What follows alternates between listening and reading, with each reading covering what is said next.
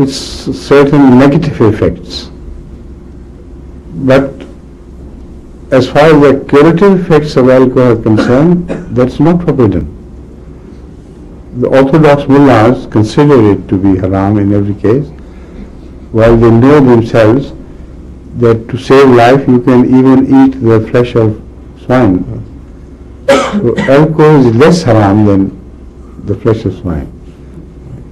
Yet, as a life-saving device or means, one is many times compelled to eat pork or whatever it is, if there is a real danger to life.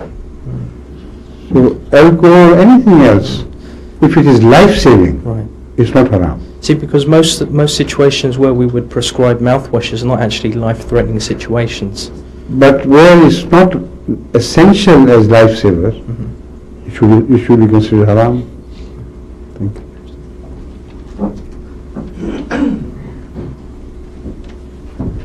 Assalamu alaikum, Hazur. Wa alaikum salam. Sayyid Mansoor Ahmed. I'm a psychology student at Greenwich University. I'm in my first year. Hazur, as I'm in my first year, I've only actually touched upon Carl Jung. Do you practice psychiatry? No. Thank God. Yes, please. Well, I've just touched upon Carl Jung. I'm not sure if you know of him or not. He was a student of Freud's. Then he broke away from Freud because he didn't agree with Freud's interpretation of libido. He must be a sensible person. Right. I find him extremely interesting, and I was extremely interested in his concept of the unconsciousness, and especially his concept of the collective unconsciousness, in the way that my collective unconsciousness consists of all my ancestors' knowledge, and it all is passed down onto me. Correct.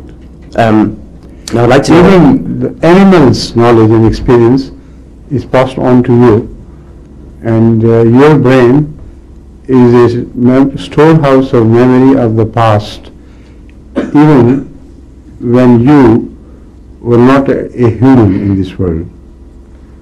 Well, maybe, I don't say you were ape, of course.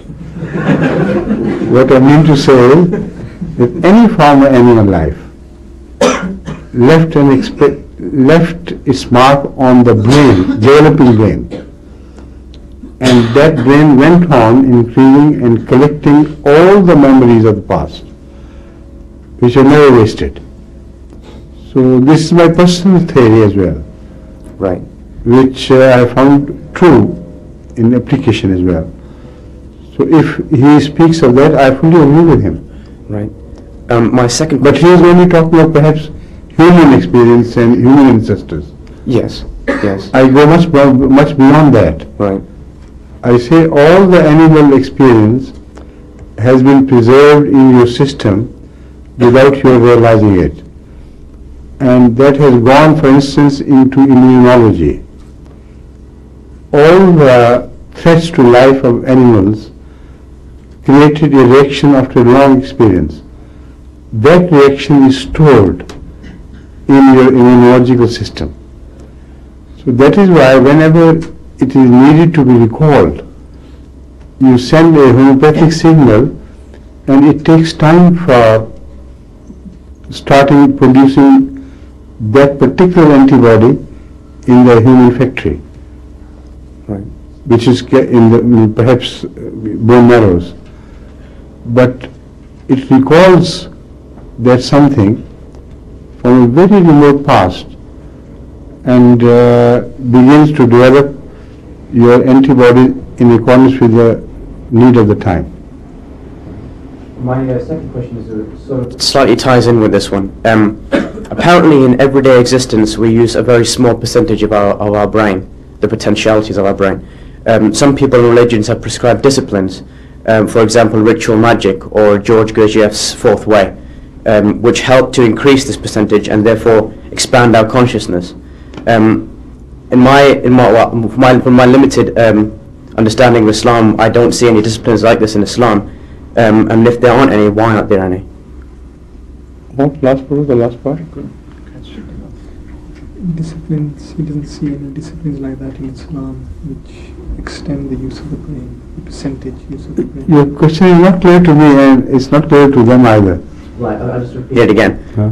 In everyday existence, we use apparently we use a very small percentage of our brain. That part is understood, but what Okay. was the end part? Right.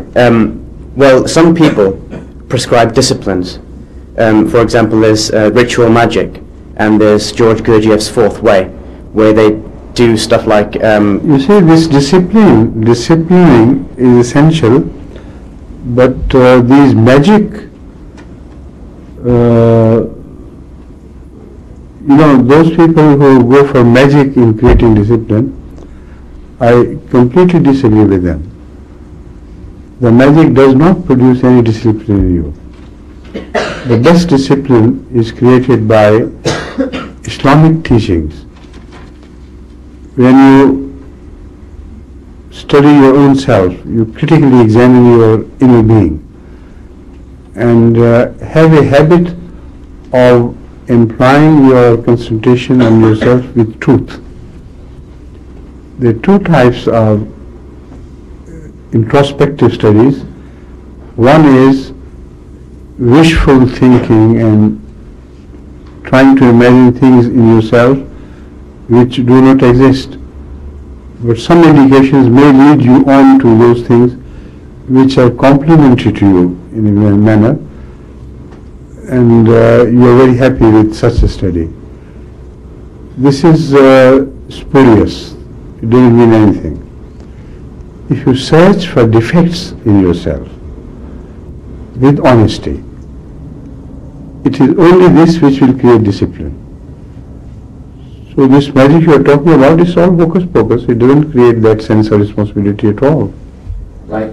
Well, the ritual magic isn't actually, to be honest, concerned too much with magic itself. It's more of disciplines like yoga. I've seen people on television involved in this ritual magic, and I have read their literature. I still believe that it's hocus pocus. Right. Thank you. So how do we go about? Now, how many questions are you going to ask? Sorry. Why don't you discipline yourself? Okay. Thank you. Jazakallah. Next, please.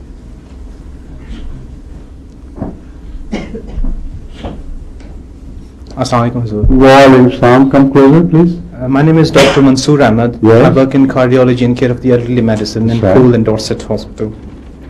Hazur, quite a few of overseas doctors are worried about racism in UK in medical profession and find it difficult to break in the higher circles just because of color and their ethnic origin. I wonder if you could please throw some light on the ways and means of dealing with this problem. I don't think that you can approach this problem without tackling with a moral problem. It's not an issue which is directly related with healthcare at all. It is just the moral problem of the people of the West in the present situation of the world. Basically, they have always been racists. Never have they been without the seed of racism, except for individuals which are in every society, which are born noble and retain their nobility. They are different people altogether. What happened during the Cold War years, they suppressed their racism because it didn't help them at all. The same happened in Germany, the same happened in England, etc., etc.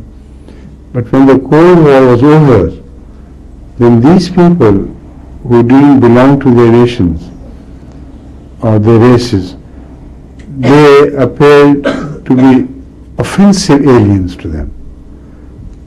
This reaction they must have shown if there was no polarization between Russia or the communist world and the Western world. So that was out of compulsion that they were suppressing this racism in them. Now there is no compulsion. So although still there is a large number of people who are not racist or who have not let their racism surface so far, but most of them are moving